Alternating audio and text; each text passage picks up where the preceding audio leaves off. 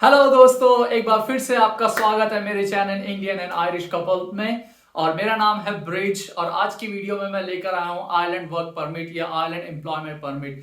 ये परमिट क्या होता है या आपको कैसे मिल सकता है या इसकी क्या क्या रिक्वायरमेंट होती है। चलिए इस वीडियो को शुरू करते हैं डिटेल में। आयरलैंड में काम करने के लिए आपको एक वैलिड वर्क परमिट होना चाहिए। उस परमिट के बिना पे आप आयरलैंड में कोई भी जॉब या बिजनेस या काम कोई भी नहीं कर सकते। तो इसलिए आपको वो आयरलैंड वर्क परमिट का होना अति आवश्यक है। सो आयरलैंड वर्क परमिट आपको कैसे मिल सकता है या उसकी क्या रिक्वायरमेंट है। यदि आप आयरलैंड में काम करना चाहते हैं और नॉन ईयू से हैं, नॉन ईयू मतलब नॉन यूरोपियन यूनियन कंट्री से हैं, या फिर Switzerland, UK, NATO, in country से नहीं है, तो आपको एक वैलिड वर्क परमिट की जरूरत है। तो वो परमिट आपके पास होना जरूरी है, then you can work in Ireland. कुछ केसेस में आपको वो वर्क परमिट नहीं चाहिए होता है। फॉर एग्जाम्पल, यदि आपके पेरेंट्स आयरिश हैं या फिर वो आयरलैंड में लंबे समय से रहते हैं तो आपको आयरलैंड वर्क परमिट की जरूरत नहीं है। यदि आपकी पति या आपकी पत्नी, so your spouse is already living in Ireland, तो भी आपको आयरलैंड वर्क परमिट की जरूरत नहीं है। अगर वो एक लंबे समय से, ये साल या उससे ज्यादा समय से रहते हैं, तो आपको वर्क परमिट की जरूरत नहीं है। आप ज्वाइंट फैमिली वीजा अप्लाई कर सकते हैं यदि आप उनके पति या पत्नी हैं तो। और यदि आपके पास एम्प्लॉयमेंट ऑफ जस्टिस या गवर्नमेंट या किसी ऑफिशियल से काम करने की इजाजत है या किसी ऑफिशियल्स के ऑर्डर्स हैं, then you don't need any work permit visa और employment work permit to work in Ireland. और यदि आप स्विस नेशनल से हैं, यूके नेशनलिटी है या फिर किसी ईयू नेशनलिटी से हैं, तो भी आपको वर्क परमिट की जरूरत नहीं है। आप सीधा आयरलैंड आ सकते हैं और आप काम शुरू कर सकते हैं। यदि आप किसी ऐसी कंट्री से हैं जो आयरलैंड आने के लिए आपको वीजा चाहिए होता है, तो वर्क परमिट के साथ साथ आपको आयरलैंड का वीजा भी चाहिए।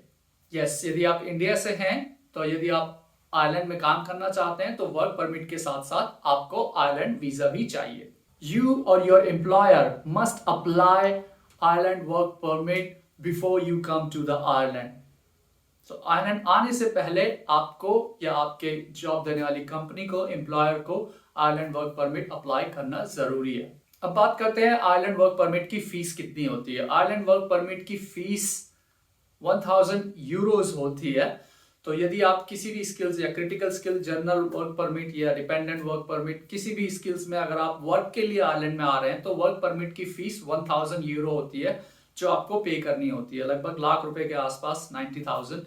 दो तरीके से होते हैं। यदि आप किसी बड़ी company, let's say Google, Facebook या अमेजोन के हेड ऑफिस यहाँ पर है और आप उसमें जॉब अप्लाई करते हैं क्रिटिकल स्किल्स में और आपको यहाँ पे जॉब मिल भी जाती है, तो कई बार ये होता है कि एम्प्लॉयर आपको आपकी फीस पे करते हैं, आपका सारा खर्चा पे करते हैं, लेकिन मोस्ट ऑफ द केसेस में आपको खुद अपनी फीस पे करनी पड़ती है। मैंने एक एचआर से बात की थी हेल्थ केयर नर्सेज में, वो उनकी कंपनी खुद पे करती है अपने नर्सेज को यहाँ पर लेके आने के लिए। बहुत सारा खर्चा होता है जो बीइंग अ कैंडिडेट जो आपको करना होता है, visa, work, employment. So let's say आपको एक जॉब मिलती है और आप वर्क परमिट अप्लाई करते हैं, लाख रुपए की फीस आप पे करते हैं, लेकिन आपका वो अप्रूव नहीं होता, वर्क परमिट अप्रूव नहीं होता, तो आपको डरने की बात नहीं है। 90% ऑफ द मनी आपको रिफंड मिल जाती है। पर यदि आपके बिहाफ पे वो कंपनी अप्लाई कर रही है या एम्प्लॉयर अप्लाई कर रहा है और वो वीजा, वो वर्क परमिट अप्रूव नहीं होता, तो वो कैंडिडेट को रिफंड करते हैं। इसीलिए ज्यादातर केसेस में कैंडिडेट से ही फीस पे की करवाई जाती है, जस्ट इन केस अगर वो अप्रूव नहीं होता तो रिफंड कैंडिडेट को ही मिले। ये थी वर्क परमिट की फीस। तो बात करते हैं कितने टाइप के वर्क परमिट होते हैं। लगभग 9 या 10 कैटेगरी के वर्क परमिट होते हैं जो डिफरेंट सिनेरियो में, सर्कमस्टांसेस में या आपको वर्क काम करने के लिए परमिट मिलते हैं। तो जानिए, ये जो आप स्क्रीन पे देख सकते हैं, ये सारी डिफरेंट कैटेगरीज हैं जो वर्क परमिट की है, और आप इनमें से किसी भी कैटेगरी में आते हैं तो आप वर्क परमिट अप्लाई कर सकते हैं। लेकिन आज हम बात करने वाले हैं the most common and 3 most popular work permit visa, which is called critical skill visa, dependent visa और जर्नल वर्क परमिट। सबसे पहले बात करते हैं क्रिटिकल स्किल वर्क परमिट की। क्रिटिकल स्किल्स वो होते हैं जो सच में क्रिटिकल होते हैं। फॉर एग्जांपल, यहाँ की जो गवर्नमेंट है, जो क्रिटिकल स्किल्स हैं, जो यहाँ की लेबर में, यहाँ पे लेबर नहीं है, तो उसकी फुलफिलमेंट करने के लिए वो किसी भी देशों से अलग अलग जगहों के क्रिटिकल स्किल वर्कर को यहाँ पर हायर करती है और उसको वो क्रिटिकल स्किल वर्क परमिट देते हैं। फॉर एग्जांपल, यदि आप नर्सेस हैं, डॉक्टर्स हैं, आईटी में हैं, कोडिंग में हैं, बिजनेस एनालिस्ट हैं, मार्केटिंग में हैं, रिसर्च एंड डेवलपमेंट में है। तो ये ऐसी बहुत सारी कैटेगरी है जो आपकी स्क्रीन पे आप ये देख सकते हैं। तो इनमें से किसी भी कैटेगरी में अगर आपका प्रोफेशन आता है तो आप critical skill work permit apply कर सकते हैं। बट अगर आप इनमें से किसी भी कैटेगरी में नहीं आते, और मेरा सजेशन, मेरी रिकमेंडेशन यही है, यदि आप अपने 20s में हैं या 30s में हैं या 40s में भी क्यों ना हो और आप आयरलैंड आना चाहते हैं, तो ऐसा कोई क्रिटिकल स्किल डेवलप कीजिए, कोर्स कीजिए, अपने आप को डेवलप कीजिए, 4-6 महीने, साल, 2 साल लीजिए और अपने आप को प्रिपेयर कीजिए। क्योंकि जब आप तैयार होते हैं और जब आप आते हैं, then it's very good, you can easily get a work permit, you can easily have a good life balance over here, because यहाँ पे आना या वर्क परमिट मिलना ही आसान नहीं है, यहाँ पे लाइफस्टाइल मैनेज करना भी थोड़ा मुश्किल है। सो ये लिस्ट ऑफ ऑक्यूपेशन जो आपकी स्क्रीन पे है, ये वो सारी लिस्ट है या ऑक्यूपेशंस हैं, जॉब्स हैं जो क्रिटिकल स्किल्स के अंदर आती हैं। तो आप इस वीडियो को पॉज कर सकते हैं या इसका डिस्क्रिप्शन में मैंने लिंक डाला हुआ है, पूरी डिटेल में देख सकते हैं कि आपका प्रोफेशन इस कैटेगरी में आता है या नहीं। तो यदि इनमें से किसी लिस्ट में आता है तो आप critical skill work permit apply कर सकते हैं।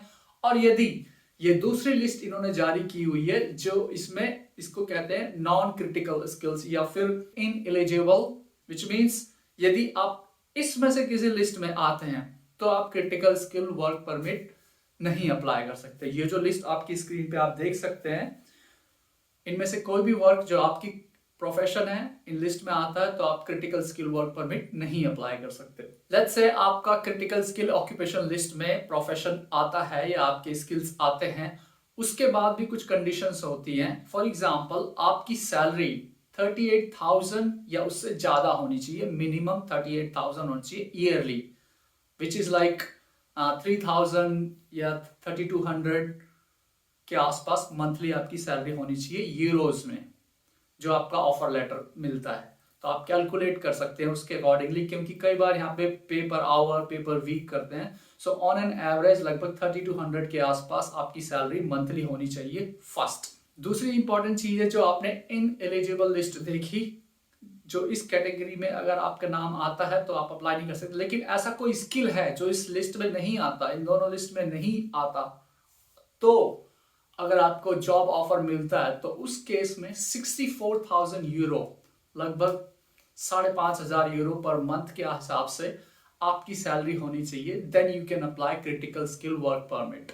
क्रिटिकल स्किल वर्क परमिट के लिए दो इंपॉर्टेंट बातें बहुत इंपॉर्टेंट है। वो स्किल आपके पास प्रॉपरली होना चाहिए, उसके रिलेटेड आपकी सर्टिफिकेशन या डॉक्यूमेंटेशन होनी चाहिए।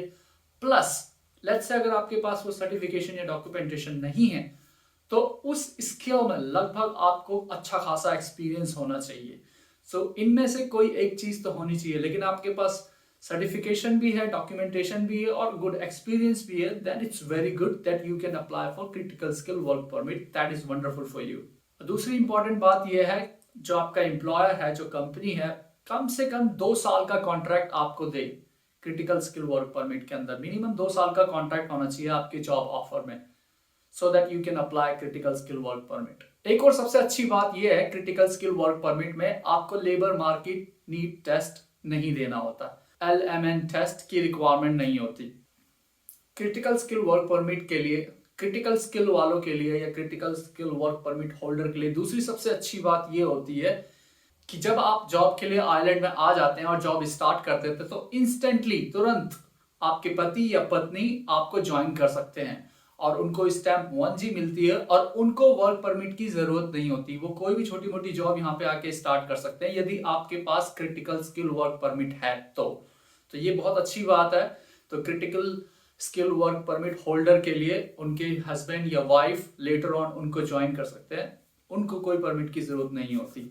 और एक और सबसे अच्छी बात यह है critical skill work permit holder के लिए कि 2 साल के बाद आपको वो रिन्यू कराने की जरूरत नहीं होती, आपको स्टैम्प 4 मिल जाती है। स्टैम्प 4 का मतलब ये है कि आपको हर साल या रिन्यूअल की जरूरत नहीं है, अब आपको वर्क परमिट फी पे करने की जरूरत नहीं है या वर्क परमिट की भी जरूरत नहीं है, आप सीधा आपको स्टैम्प 4 मिलती है, आप आयरलैंड में कहीं पे भी कोई भी जॉब अप्लाई कर सकते हैं। सो मेरे कहने का मतलब यही है, क्रिटिकल स्किल वर्क परमिट के काफी सारे फायदे हैं और बहुत ईजी भी हो जाता है। तो यदि आपके पास ये स्किल नहीं है तो थोड़ा टाइम लीजिए, अपने ऊपर इन्वेस्ट कीजिए, थोड़ी मेहनत कीजिए, 1-2 साल अपने आप को प्रिपेयर कीजिए और स्किल्स डेवलप कीजिए। And then plan for a future, because आज इंस्टेंटली सब कुछ ऐसे नहीं होगा और यहाँ पर कोई जुगाड़बाजी से काम नहीं चलने वाला। So you have to prepare well. एक और इंपॉर्टेंट बात यह है कि यदि आपको कोई company critical skill work permit दे रही है, सो प्लीज मेक श्योर वो कंपनी रेवेन्यू के थ्रू रजिस्टर्ड हो। फॉर एग्जाम्पल, जैसे अपने इंडिया में कोई कंपनी है परंतु उसका कोई जीएसटी नंबर नहीं है या रजिस्टर्ड नहीं है वो गवर्नमेंट के थ्रू, तो यदि कोई ऐसी कंपनी आपको जॉब ऑफर दे रही है, 2 साल का कॉन्ट्रैक्ट दे रही है, तो वो मान्य नहीं होगा। तो जो आपका एम्प्लॉयर है उनके पास टैक्सेशन, रेवेन्यू बोलते हैं यहाँ पर, वो सर्टिफिकेट होना चाहिए, रजिस्टर्ड कंपनी होनी चाहिए, टैक्स के थ्रू टैक्स पे करती हुई होनी चाहिए। Then you can apply work permit for that employ. अब बात करते हैं सेकंड, डिपेंडेंट, पार्टनर या spouse work permit. This is also very common and very useful work permit that you can apply for. For example, यदि आपके पति या आपकी पत्नी पहले से आयरलैंड में हैं और वो जॉब करते हैं या क्रिटिकल स्किल पे हैं, तो आप उनको ज्वाइन कर सकते हैं, आपको वर्क परमिट की जरूरत नहीं होती। लेकिन यदि वो जर्नल वर्क परमिट पे अप्लाई जॉब कर रहे हैं और आप उनको ज्वाइन करते हैं, तो आपको वर्क परमिट अप्लाई करने की जरूरत होती है। दैट इज कॉल्ड डिपेंडेंट या spouse work permit. So this is also very good.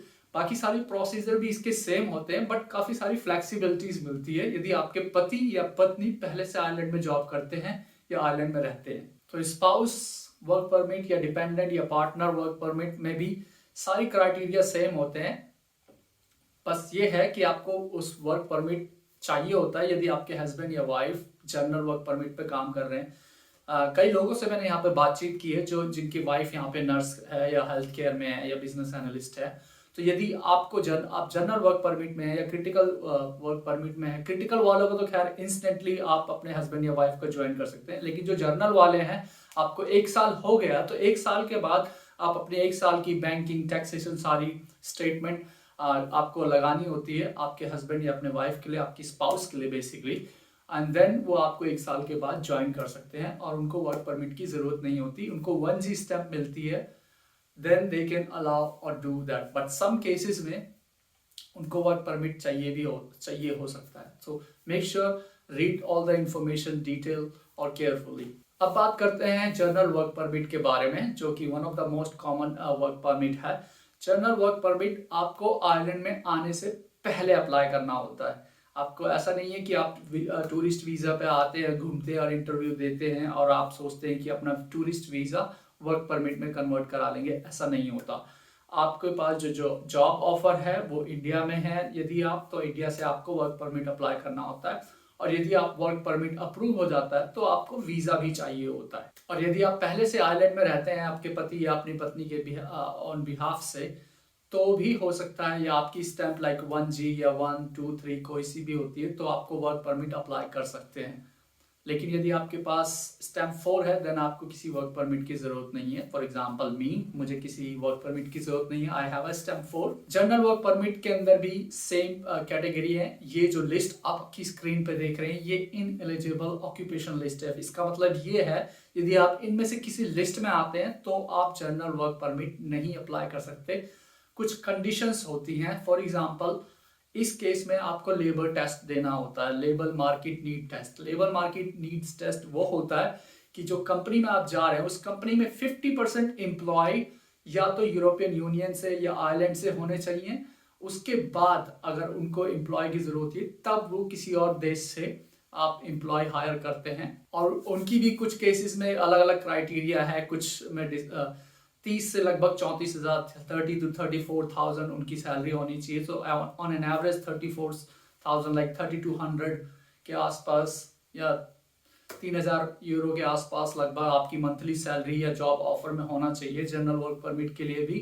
और जो ऑक्यूपेशन है आपकी इनएलिजिबल लिस्ट के अंदर नहीं होनी चाहिए। और जो लेबर मार्केट नीड टेस्ट है वो आपके एम्प्लॉयर के द्वारा किया होना चाहिए। फॉर एग्जाम्पल, जिस कंपनी में आप अप्लाई कर रहे हैं उसके एम्प्लॉयर ने न्यूज़पेपर में एडवर्टाइजमेंट दी है और उनको ढूंढने से भी नहीं मिले, then they are taking the foreign candidate from the non-EU country. So basically 50-50 rule, 50% Ireland या यूयू के लोग होने चाहिए, 50% आप बाहर के देशों से जनरल वर्क परमिट के लिए उनको कंपनी अलाउ करती है।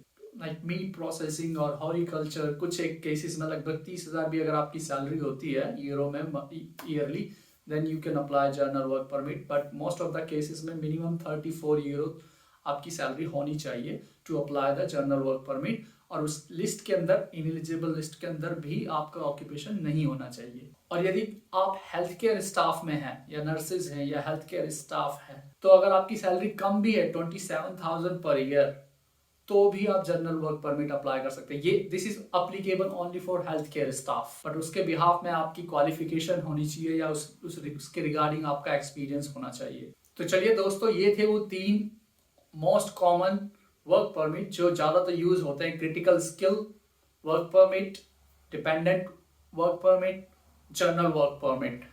तो सबसे इंपॉर्टेंट बात यह है, जर्नल वर्क परमिट हो या क्रिटिकल वर्क परमिट हो या कोई सा भी वर्क परमिट हो, वो आपको आयरलैंड में आने से पहले अप्लाई करना होता है। यदि आपके हस्बैंड एंड वाइफ ऑलरेडी रहते हैं, that is a different case, या आपके पेरेंट ऑलरेडी आयरलैंड में रहते हैं, that is a different case. आप आयरलैंड में रहकर भी अप्लाई कर सकते हैं। बट इन क्रिटिकल स्किल्स और जर्नल वर्क परमिट आपको आयरलैंड में आने से पहले वर्क परमिट अप्लाई करना होता है। और वर्क परमिट अप्लाई करने से भी पहले आपके पास ऑफर लेटर होना चाहिए, जॉब होनी चाहिए प्रॉपर, जो कंफर्म होना चाहिए। और वो कंपनी या वो एम्प्लॉयर जीएसटी के थ्रू या जो यहाँ की जो टैक्सेशन है रेवेन्यू के थ्रू रजिस्टर्ड होनी चाहिए। और जब आपका वर्क परमिट अप्रूव हो जाता है, देन आप वीजा के लिए अप्लाई करते हैं, क्योंकि आपके वीजा में आपके work permit, offer letter, appointment, ये सारी डिटेल डॉक्यूमेंटेशन एड ऑन होती है, जिसके थ्रू आपका वीजा अप्रूव होता है फॉर वर्क पर। तो ये ऑर्डर मिसमैच नहीं होना चाहिए। कहने का मतलब ये है कि पहले आपके पास जॉब होनी चाहिए, ऑफर लेटर होना चाहिए और वो सैलरी क्राइटेरिया फुलफिलमेंट होना चाहिए। जब आपके पास वो ऑफर लेटर है, कंफर्म जॉब है, then you have to apply work permit. जब आपका वर्क परमिट अप्रूव्ड हो जाता है, देन आपको वीजा अप्लाई करना है। और जब आपका वीजा अप्रूव हो जाता है, then you are coming to Ireland. और जब आप आयरलैंड में आ जाते हैं, तो 3 महीने के अंदर मेरी रिकमेंडेशन ये है, जल्दी से जल्दी 1 या 2 महीने के अंदर ही आप नियरेस्ट पुलिस स्टेशन में जाते हैं और इमिग्रेशन ऑफिसर से मिलते हैं। यहाँ के पुलिस स्टेशन को गार्डा स्टेशन बोलते हैं, यहाँ के पुलिस को गार्डा बोलते हैं। तो उस पुलिस स्टेशन में जाते हैं और अपने इमिग्रेशन ऑफिसर से अपॉइंटमेंट लेते हैं, मिलते हैं और अपना जो पासपोर्ट और अपने डॉक्यूमेंट लेके जाते हैं, अपने आप को रजिस्टर्ड करवाते हैं that you are living in Ireland और वर्किंग इन आयरलैंड लीगली। फिर आपको आयरलैंड में रहने का आयरलैंड रेजिडेंट परमिट कार्ड मिलता है। तो क्रिटिकल स्किल वालों के लिए तो ये ग्रीन कार्ड होता है एक तरीके से, पर जनरल वर्क परमिट वालों को वो रिन्यू करवाना होता है, हो सकता है हर साल या 2 साल, बट स्टिल ये प्रोसेस होता है। तो वो आपको पुलिस स्टेशन में जाकर आपको रजिस्टर करवाना होता है। फिर आपके पास वो आईआरपी कार्ड आता है। उस IRP card is like Ireland resident permit, it's kind of a green card. यदि आप इन 3 वर्क परमिट के अलावा किसी और कैटेगरी में आते हैं, तो उसके लिए भी मैंने डिस्क्रिप्शन में लिंक डाले हुए हैं, you can go and check on to the detail. और यदि आप वीजा के बारे में जानना चाहते हैं, तो आप इस वीडियो पर क्लिक करके वीजा की डिटेल देख सकते हैं। और आप जॉब के बारे में जानना चाहते हैं, तो आप इस वीडियो पर क्लिक करके डिटेल में देख सकते हैं। Thank you so much for watching my video. Thank you for your love and support. God bless you.